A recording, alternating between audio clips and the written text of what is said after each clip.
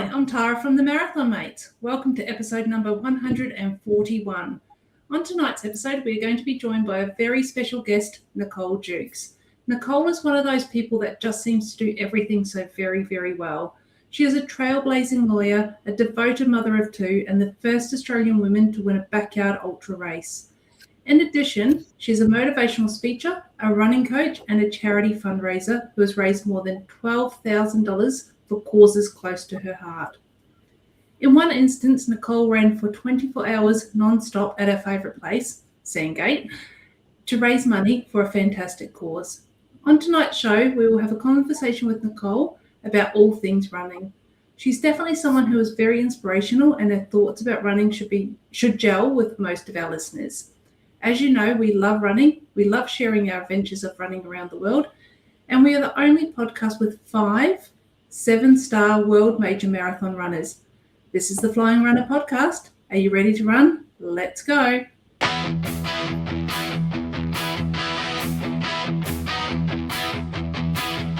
Teach the flying runner, run far, run free. Host the 7 stars, inclusive as can be. It's the flying runner for you and me. Welcome back. I'd like to introduce our special guest tonight, Nicole Jukes. Nicole, welcome to our show. Thank you for coming on. Hi, Tara. Thank you for having me. Excellent. Thank you. So it's obviously not the Flying Runner podcast without my other co-hosts. So we've got Tony, Lucia, and Tim, and of course Peter, who is our latest recruit that we've got. So welcome everyone. How was your week this week with your running? Peter, I'm going to start with you. Oh, thanks, Tara. Well, I missed out last week because I was at a launch event for the Super Blast 3. Which I know Lucia loves, and I can tell you they are very, very comfortable. They would be absolutely beautiful for long runs and easy runs. You have purchased a pair. I've seen you. They do come with a high price tag though, so I can probably tell you some other models that are just as good for half the price, but I do understand the marketing hype and they do look amazing, but I'm not sure if I'll get a pair yet. But it was a great night there at the running company in Southport. Hobart training's going well. By the time this airs, it'll be 2 weeks to go. So I'll be doing my last long run before the taper. And I'm feeling good. I'm starting to get excited, even though Sydney feels like a long time ago. And so does the last marathon I actually ran for myself, which was Osaka over a year ago. So I feel very out of practice. So I'm looking forward to getting back to it. Excellent. And Tony, I know that you're probably still on the walking trail. Am I right? Yeah, I'm still walking. But the good news is that my knee pain sort of went a little bit secondary over the weekend. And that's only because I hurt my back on Thursday. So I'm having a horror run. So it's just, I'm tired of being in pain. And yep, that's about it for my training. I did 5K, I think, on Saturday. And yeah, that's where I'm at. Oh, Tony, it's nothing worse than being injured and old. Yeah, I think that old thing is really sort of bugging me at the moment. Luke, how did you go? So I've got a race this coming Sunday down the south coast of New South Wales in Huskinson. So if any of our listeners are down there, if you see me, you'll probably hear me out on course. I'm doing the half marathon on Sunday. Training hasn't been where it should be, but hey, we all know what I'm like. I'll just get it done. I'm going to have fun. But last Wednesday was the first Sydney Marathon track night. So it was out at Olympic Park. It was for women and gender diverse people only. So it was a great night. We had about 120 people turn up. I was fortunate to be asked to be on a panel with the ladies from the Women's Running Collective, talking about women's safety in running, also about my pacing journey. And we also heard some updates about a survey that was done last year. So it was a really fun night. The next marathon track night will be in May. at ES Marksfield in Kensington. So keep an eye on the marathon socials for that. And while I'm on my Sydney Marathon go, the next Sydney Marathon Run Club is Sunday the 12th of April. So registrations will probably come out for that early to mid next week. So another one not to be missed. So yeah, looking forward to Husky. And we've got some bets on with the people that I stay with. Will I or won't I buy socks at the expo? Everyone in our group is saying, yes, I will. So let's see if I can prove everyone wrong, but I think we all know the answer to that. So stay tuned for next week's episode and I'll keep everyone updated. Excellent. Thanks, Luch. How could anyone bet against that, Luch? Seriously. The question isn't will you buy socks, it's how many pairs of socks you will buy. Yes. Well, I'm hoping the guy that I normally buy them from, he normally has $10 pairs. So I'm hoping he's not there this year and then I should be okay. You've got a sock guy. I love it. Tim, what was your week like this week? Pretty good. I got to run with you yesterday, side by side, all the way through 21.1 Ks yesterday out at Sandgate Shorncliffe, where we run. We had a ball, and it was your first time doing a half marathon since GC 50 in October last year. So about 6 months has been since you've done your last half marathon. So that was a lot of fun. On Saturday, we did Peachtree Park Run, where we caught up with some friends as well, had a little bit of fun there. And I got a massage from Wayne Cooley, one of our previous guests on the show. And boy, am I sore today. I haven't had a massage from him for a little while. And I am bruised and sore and, yeah, but feeling better for it. So it's a good thing.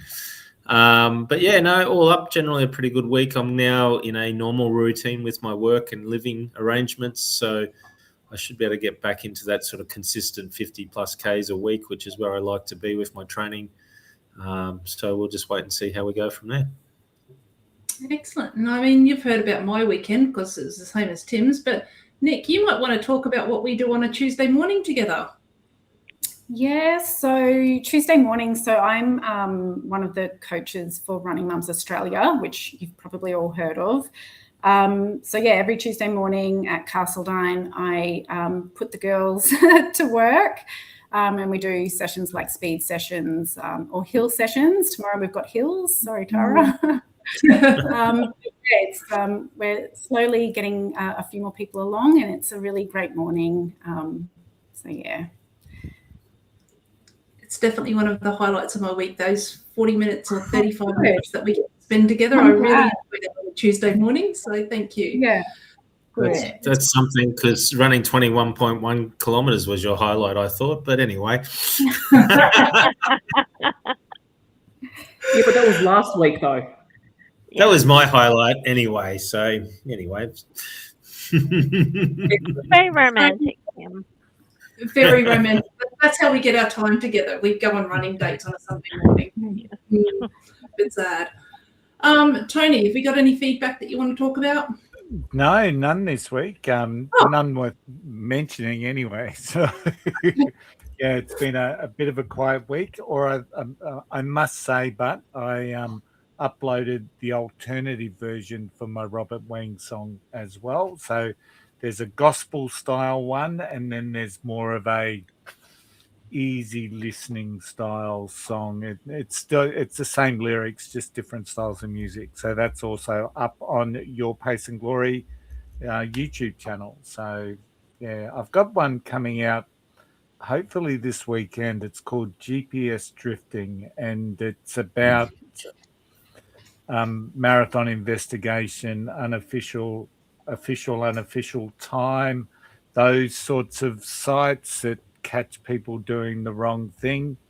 And it's a little bit, how shall I describe it? Industrial. It's got a bit of Rage Against the Machine in it. So that's that'll be coming out on YouTube too. So very soon. So having some fun with it. And so for all of our new listeners, don't forget we do have music to our podcast, and it's on Your Pace and Glory, as Tony has just said. So I'm going to do my first clue for Tara's trivia. It's another Where Am I, guys? This one is a little easier than last week. Hopefully you might be able to get it in the first clue. This race was founded in 1981. Can I say? No. No. All right. That's that one. So, Tim, it's time for the news.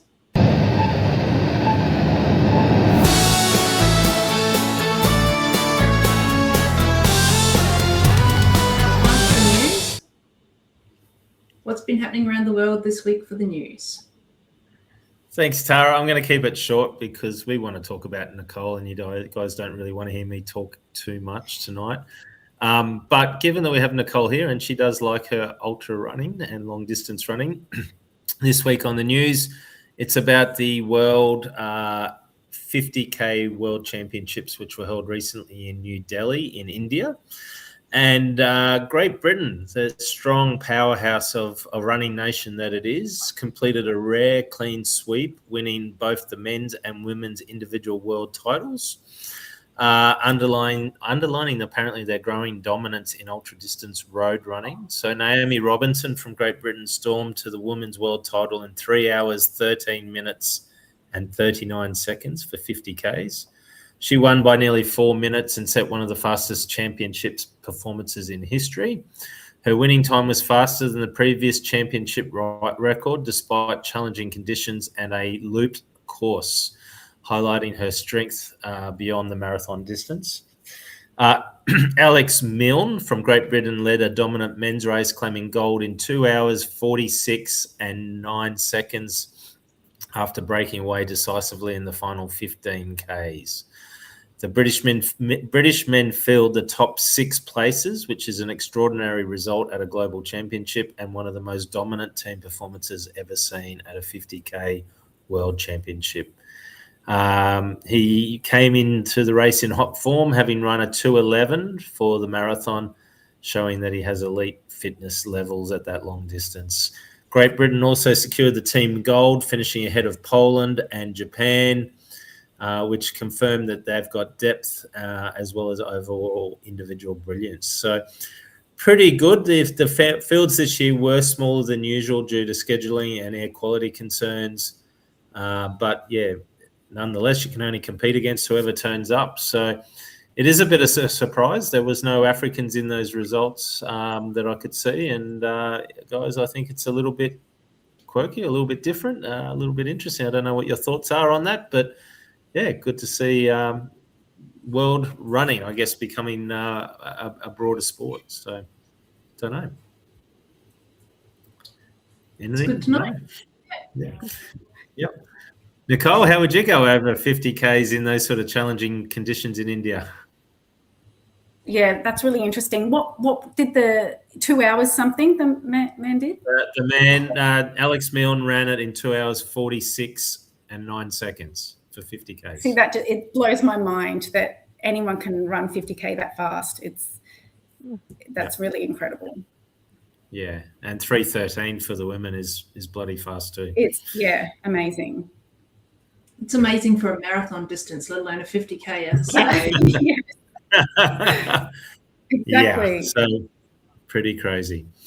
All right, that's the news this week, Tara. Excellent. Thanks, Tim. So before we go on to talking to Nicole, I'm going to give my next clue. So the next clue is over 1.3 million people have completed it, and you run past some of the most famous landmarks in the world. Okay, not the one I was thinking. I was thinking GC. No, not GC. It doesn't narrow it down at all, I have to say. Have you run this? Easy questions. Have you run it, Tara? I have run it. Ooh, good question. Even then. Along with 1.3 million people. Yeah. You sort of think 81, that's pretty new, but no, it's not, is it? That's really old. They're showing your age. The 80s were just a couple of decades ago. Yeah, 20 years ago, wasn't it? Can I ask another Wasn't that question? just last week? Have we all run it, Tara? I think Tony knows what it is. I'll say yes, we all have done it. Okay. That still All doesn't right. count. Oh, Nick excludes. All right, that's one down, enough 6 guesses. to go. That's enough. All right, guys. Sorry, Thank Tara, before you Yeah. go any further, just on that running pace of Alex Milne in the 50Ks, I've just done the quick race calculations. Yep. He ran at a pace of 3 minutes and 19 seconds per kilometre. Easy done. Crazy. I'd be lucky to do that for 1 kilometre. Yeah, 3 I minutes couldn't do it and for 19. 10 metres. Nicole's going to make me do that tomorrow on the hills. Yeah. Don't give me any ideas. So no ideas. Thanks, guys. So let's turn our attention to our very special guest tonight, Nicole. Nick, we're just going to throw some questions at you. I'll ask the first one and it will just go around. Yeah. So for our listeners who might be meeting you for the very first time, how did your journey into running begin? And at what point did you tip from just running into ultras and BackYard Yltras? How long have we got? So, it might actually surprise people. I've only been running for about 10 years, a decade. So, and I'm 42 now. So just to give you an idea.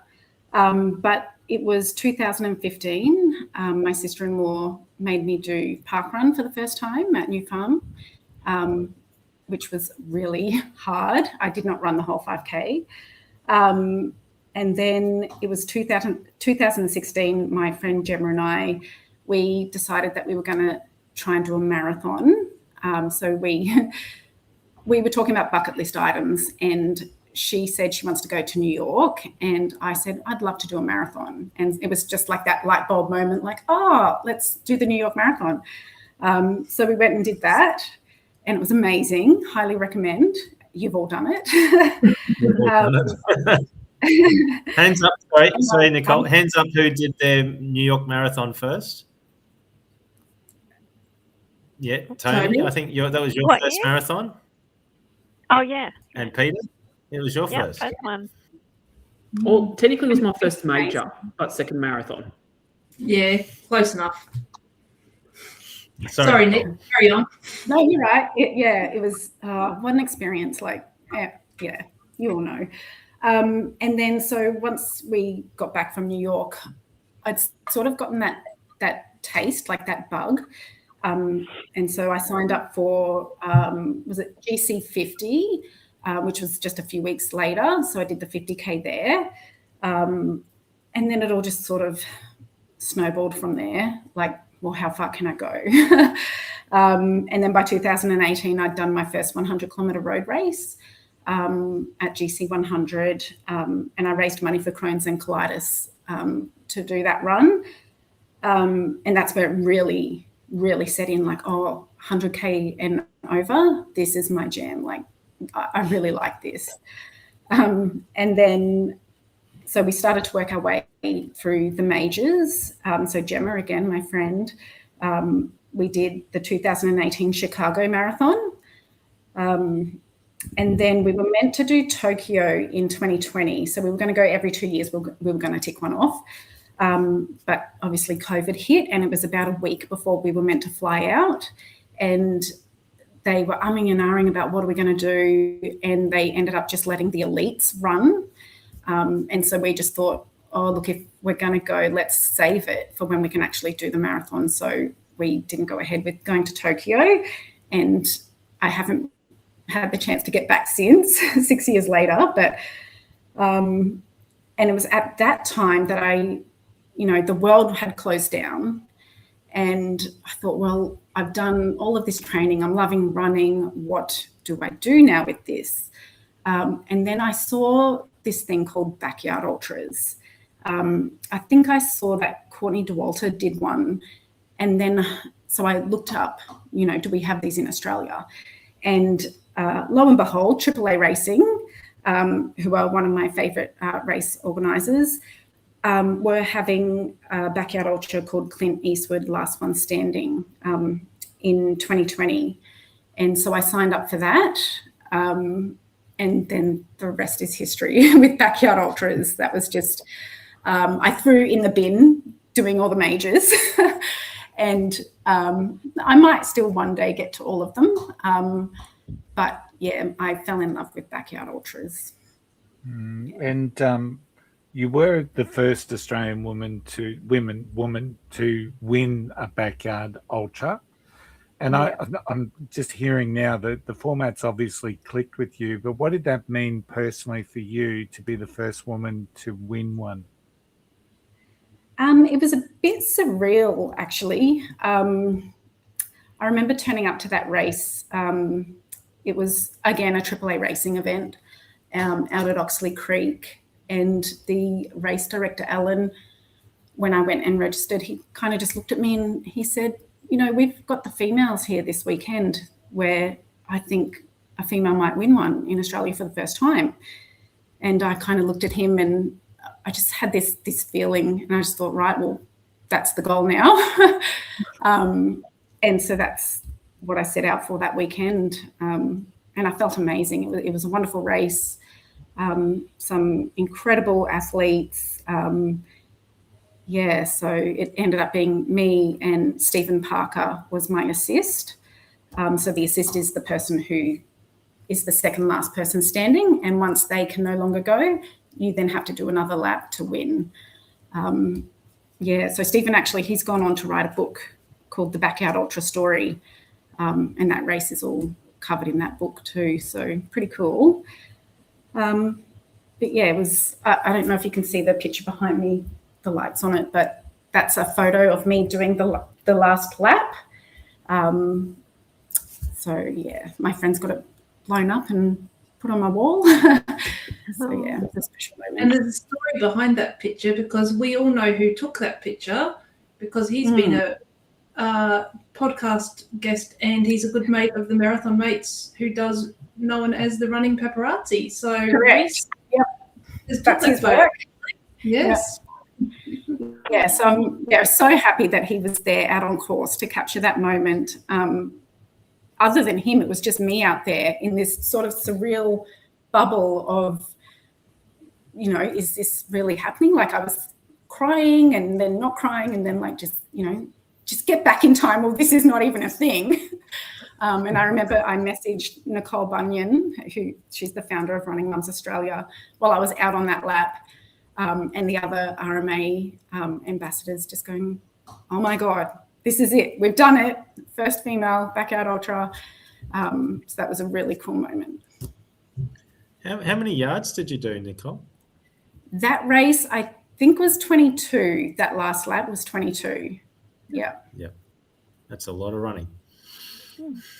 It is. But then, you know, if you compare that to what we've seen as that the women do for Australia now. So Holly has done, I think she's done 65 yards.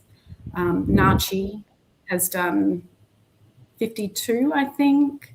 So there's some really incredible females doing this format, and they've only just like scratched the surface. They just keep getting better and better. So 22 is not much in the grand scheme of things, but a great moment nonetheless.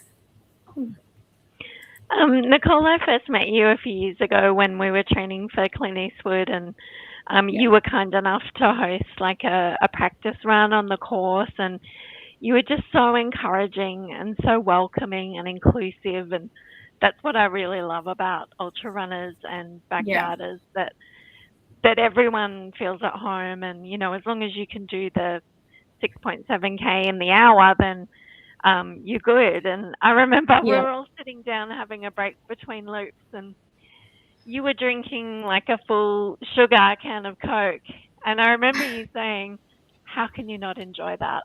And I just thought, oh my God, I love her. Like, it's just such nice change from, you know, road running and marathons where everything's about the latest gels and the latest shoes, and it can be very elitist. And I just really, really love that about backyarders, that, you know, anything goes. Doesn't matter what you eat and drink, it's what you can keep down. Absolutely, and yeah. So backyard is definitely a mental game as well as a physical one. But what have you learned about the mind over the years that surprised you the most? That's a really good question. And I think when we're talking about mental toughness, people have this illusion that we're mentally tough all the time, but that's not the truth. So I guess mental toughness really is about managing the times where you don't feel mentally tough. Like, that's the tough part of it, like having those skills and having practiced ways to manage it when you go into that dark place. Like, I guarantee, like, I haven't asked Phil Gore this directly himself, but I guarantee there would be times where he does go into those places where he doesn't feel mentally strong, but he's obviously got things that pull him out of that. So yeah, I guess that's the biggest thing I learned. It's more about training yourself to be able to endure the tough times mentally, if that makes sense. Yeah, so I remember I just loved that Dead Cow Gully documentary that you featured in, and I remember your support crew person, Leah, was saying to you, Yeah. we love this shit, we love this We shit. love Is this that an shit. example of what you would say to Yeah, yourself? definitely. Yeah, because we don't actually love this shit. No, but we do. When that whistle was going off, it's a way to trick yourself and go, well, yeah, I love this. When you may not be feeling like you love it at the time. But yeah, that's one way. Yeah. Just absolutely amazing. I'm curious, how do you balance your life as a lawyer, as a mum, a coach, and an endurance athlete? How do you make training work when your life is full of so much? Well, sometimes you don't. So as Tara knows, I bought my law firm, North Law, about 2 years ago. And with that, I had to make the decision that I'm not going to be lining up for races. I'm not going to be competing. I was barely the last couple of years even training at all. Like, I would be lucky to even be able to get out for a 5K. So yeah, it's really about being intentional with your time. Thankfully, I'm training again now. So I've put all of that energy into the firm and it's all going well. So now I'm stepping back in and seeing what might unfold. But yeah, it's, you do have to be intentional with your time and whatever session you have before you. And I think I've gotten really good at, and I don't know if this is healthy, compartmentalizing. So, if I'm at the office, that's what I'm focused on. I'm not thinking about other things. The second I walk out that office door to go, switching to, okay, now I'm mum. And I do have this thing where, and I do this before races and long runs, I will think to myself, even if, shit's blowing up everywhere, at home, at work, just making that decision to go, you know what? Nothing matters right now. This is the only thing that matters. This run, that's it. It'll all be there when I come back. So, yeah, I think it's just being intentional and being able to break your life up and be in the moment, I guess. Yeah, and I think part of what you're saying there is it's about training the body and the mind, and obviously the mind is the big key to it all. So I guess, as you say, you compartmentalize that. But when it comes to running, how do you train the mind, I guess, to keep going up and keeping up with the body? Something that I guess many runners struggle with over the years is they can run, but the body's still strong, but the mind ends up being the thing that gives it up at the end of the day. Yeah, definitely. Yeah, so I think all of us can train our bodies to a point where we're physically really strong and capable and could keep going and endure. But then, what's left is your mind, and it can be a difficult thing to conquer. So there are certain things I do in my own training.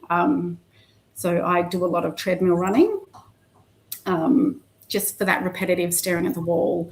And I've been known to do that for several hours at a time if I'm training for a race. Or I'll train on an athletics track, a 400-metre track, just round in circles. And it's just that repetition with no distractions and being in your own head, and that kind of thing. I do make some of my athletes do stuff like that too. They don't love me for it, but it works. I have had one that I just recently, I gave her a 2-hour run around a grass field, and she just had to run a grass field for 2 hours nonstop. And she was so proud of herself. She said it was hard and it sucked, but having achieved it, it's just implanted this seed of, wow, I'm actually really capable, and I didn't let my mind make me stop. So it's just little things like that I like to do in training. Yeah, I understand that. I used to do a lot of competing at a national level in swimming when I was a kid, and it was the same thing, following a black line for 2 hours in a swimming pool, head down, bum up. You got nothing else to do. You got nothing else to worry about other than focusing on your own form, your breathing, your body, understanding the niggles. So I guess it's the same as what you're saying from a running perspective, yeah? Yeah, definitely. I actually had a conversation with a friend the other day who is a swimmer, and I was saying, I don't know how you do it, staring at that black line. No different than staring at a wall you're on a treadmill. Yeah, and that was their response, like, yeah, okay. So Nicole, as a coach, you work with beginners from right through to ultra runners. I've always liked the concept of becoming a BackYard Yltra and just getting 1 yard done and then calling it quits. Yeah. But I don't know if that's got any credibility in the real world. But working with beginners especially, what's the most common mistake that you see runners making? I think we'll all probably agree with this one. People tend to go too hard too soon. That's for beginners and, elite runners. I think, they want to progress too quickly. They want to build too quickly. They think all of their runs need to be at an effort. I find this a lot, particularly with beginner runners. So they'll start running and then a couple of weeks later they'll just give up because it feels too hard, because they're forcing themselves to try and run fast and they don't have to.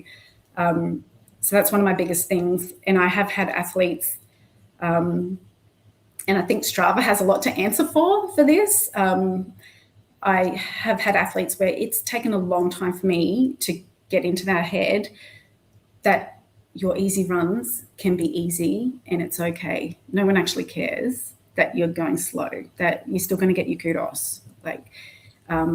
So just let go of the ego. We're going to go slow.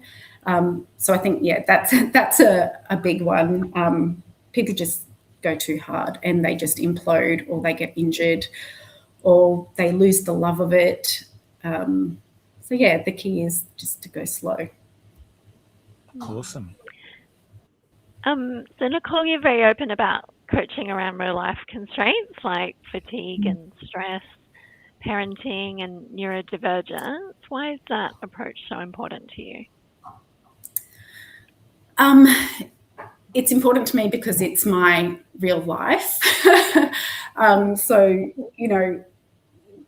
of us are living in a vacuum. We're all, trying to fit our training around work and kids, stress, poor sleep, menopause, ADHD, medication, all of it.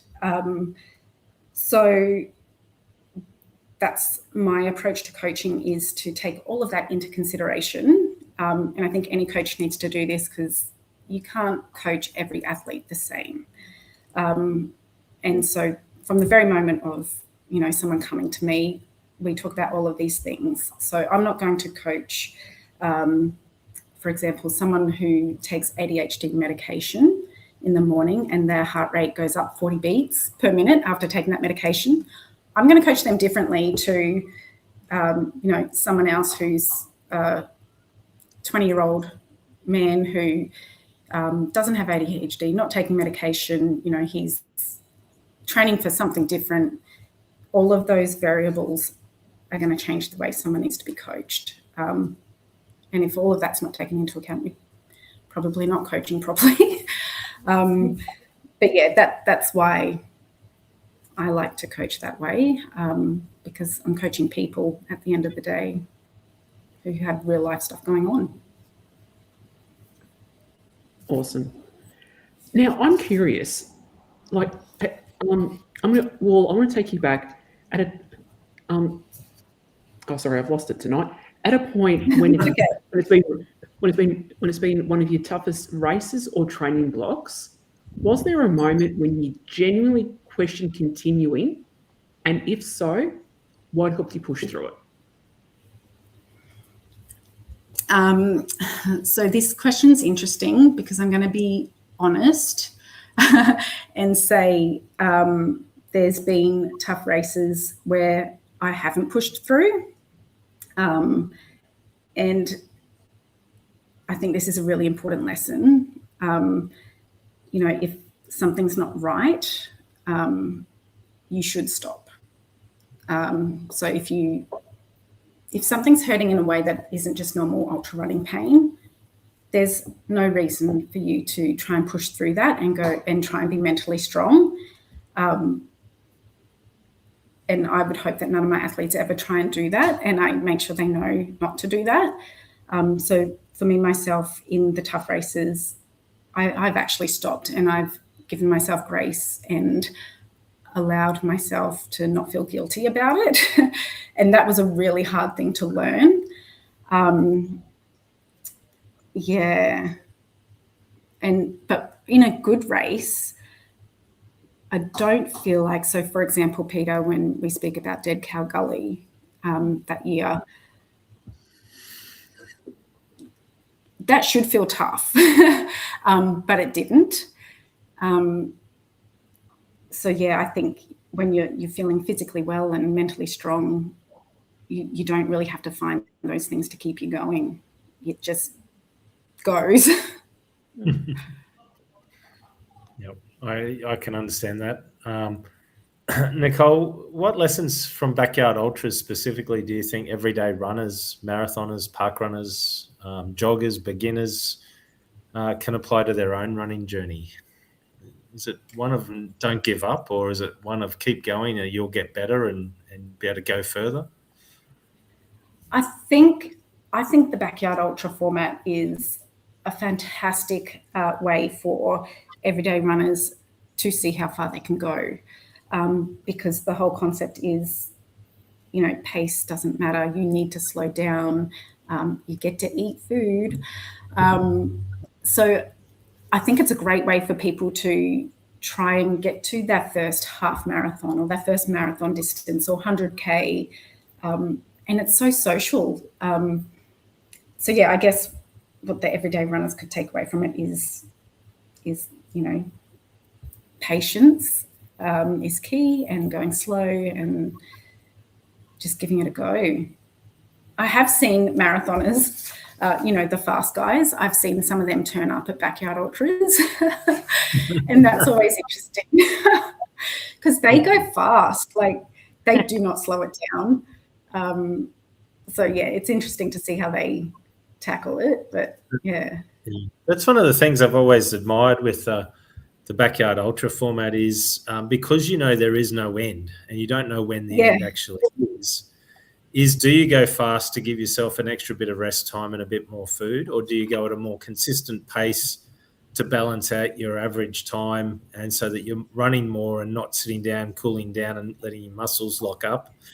It's always a strategy I'm always fascinated in how do you actually do that. And I've been sort of following the concept for probably 10 years plus from the very early days of Big's Backyard, trying to work out how on earth do you race one of these races. So Is it a fast Yeah. as you go? Is that your strategy, or is your strategy more of a slow and steady?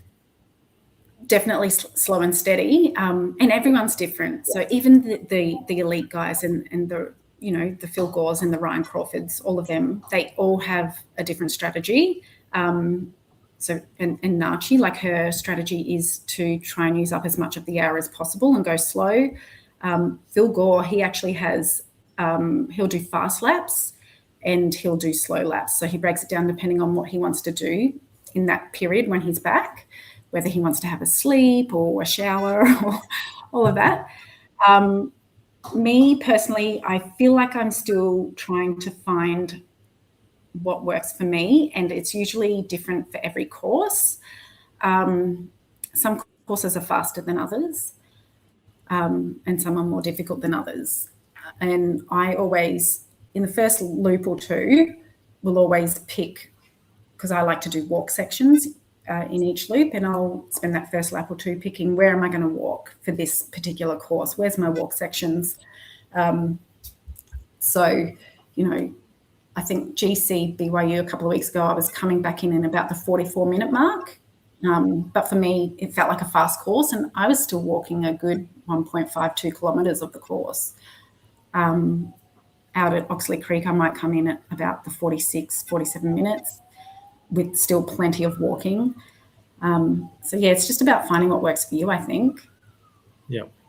And do you have a different strategy when you do the night run component, when you're running at night on those? Is that a different strategy again? I don't personally. Maybe I should, and then I might be able to catch up to Phil Gore. I don't know.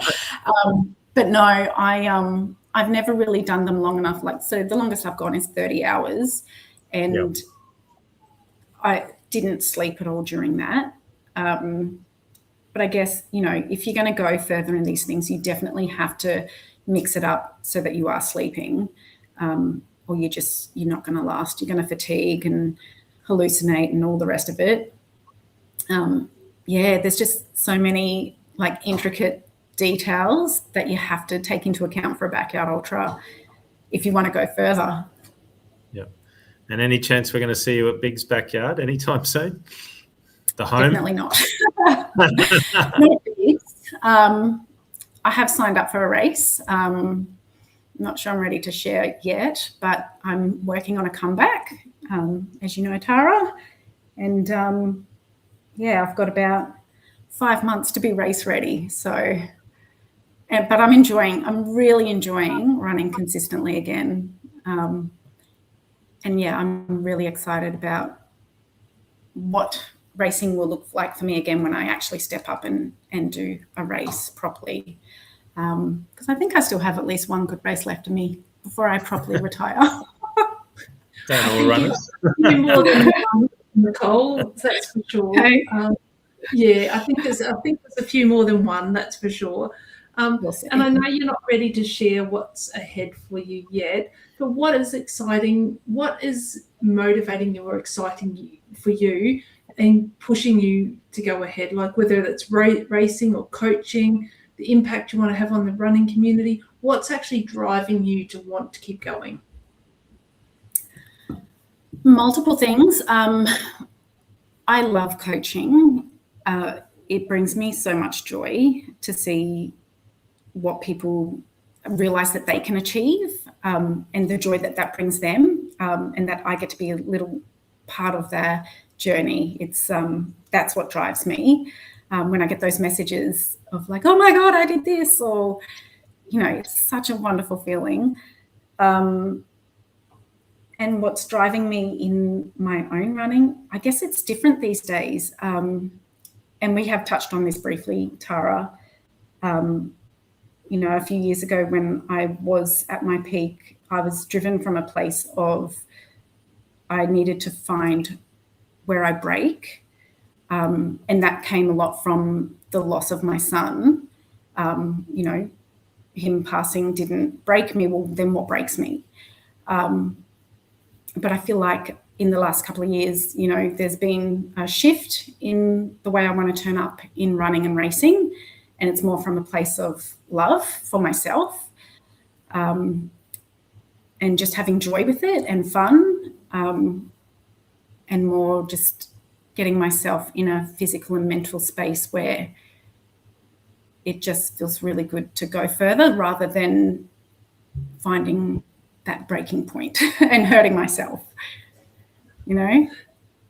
I think you do an amazing job of it, Nick. And in all honesty, like I've never had a running coach before, so I can't compare you to anybody else. But I can honestly say the difference that you have made to me with not just my ability of running, but also my mental outlook and the way that you encourage all of us to do our best. And you can see the improvements and leaps and bounds with our little group that we have going ahead.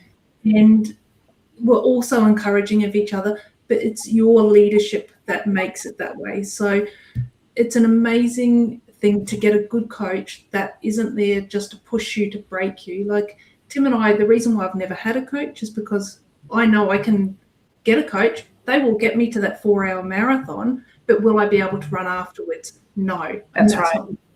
So you've got to find the right fit, and you're the right fit for probably 95% of the runners that need to be running, especially the group that we're looking at, or the demographic of runners that we're trying to reach here on our podcast. We want everyone to still continue running for a long time and not injured. Yeah. Thank you, Tara. That's really kind. Lovely words. Excellent. Well, thank you, Nicole. So that's all of our completed questions tonight. So I hope you've had fun with us, because I know that we've all enjoyed it and we've all learnt a lot from you. So, before we wrap this up, though, we're going to get a Fast 7 done. And so our Fast 7 is 7 quick questions. Tony will host them, and you just answer them fast, quick, and whatever comes to your mind first. So, Tony, go ahead. Yeah, it's been a while since we've done a Fast 7, to be honest, Nicole. So I had to refresh myself on what they were. So let's hope I get them right. So first thing that comes into your mind and is often the best and can also be quite funny. So, all right, let's start. Podcast or music? Music. Sorry, Best guys. That's okay. Best running advice ever given to you?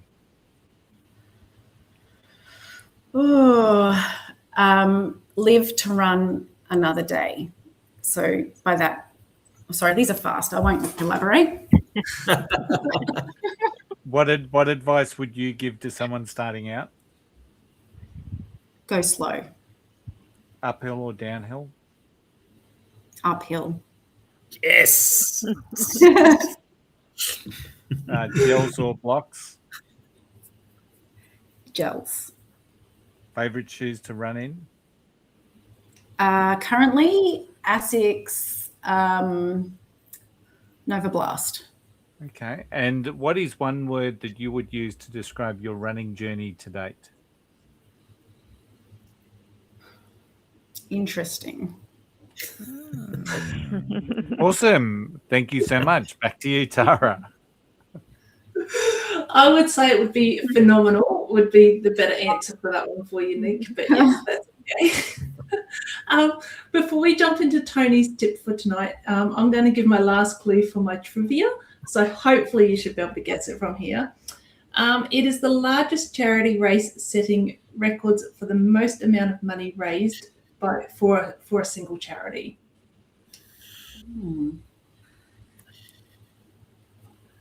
Are you wearing the same shirt again? What shirt are you wearing, Tony? London. It's the London Marathon you are talking about, Tara. It is, yes. Yay. That's 2 weeks in a row where you've had the shirt on.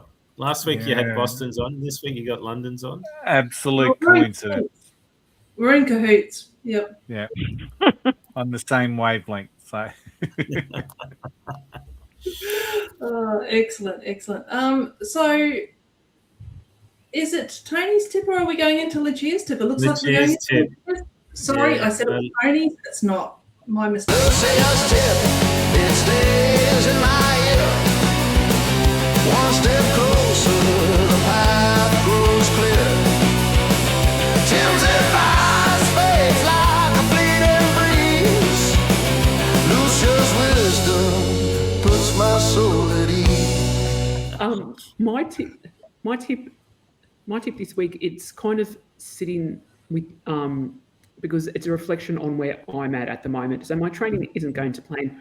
I'm not injured. I've just started a new job, so trying to work things out where I can fit stuff in. So I thought, why not make it a bit realistic for our listeners as well? Because sometimes things may not go to plan.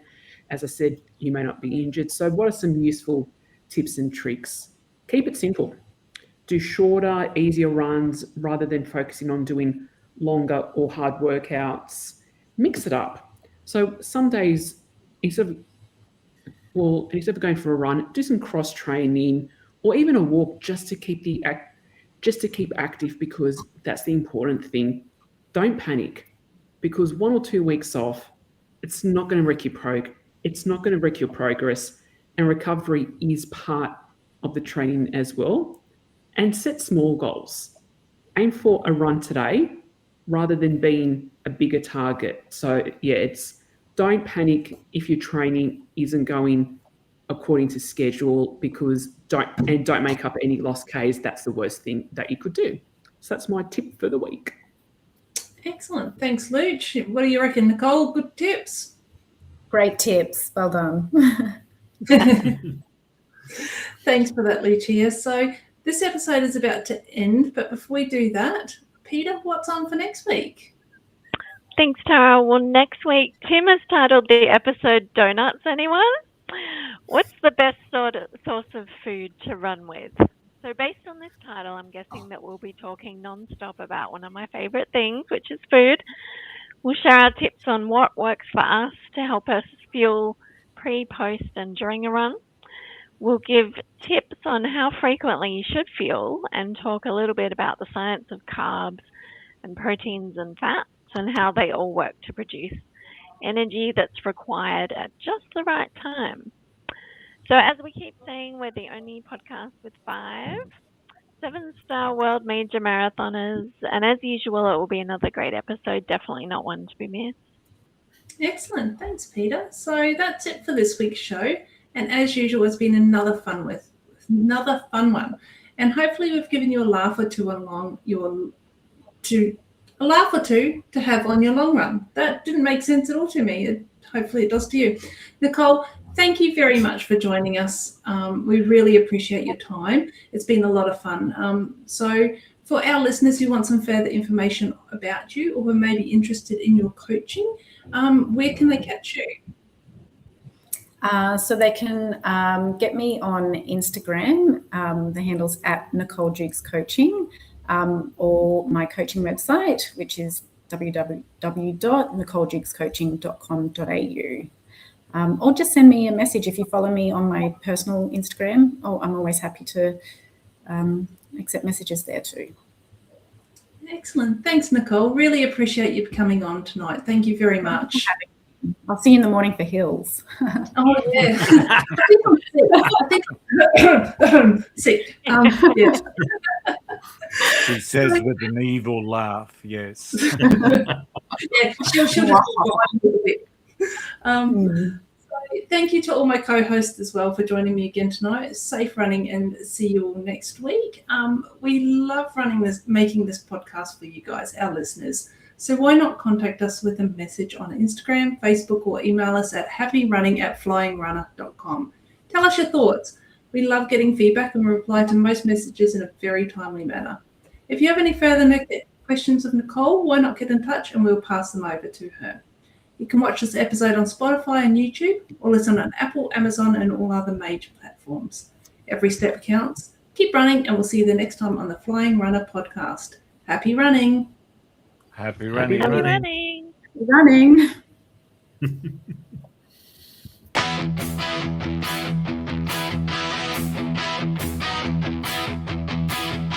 Teach the flying runner, run far, run free.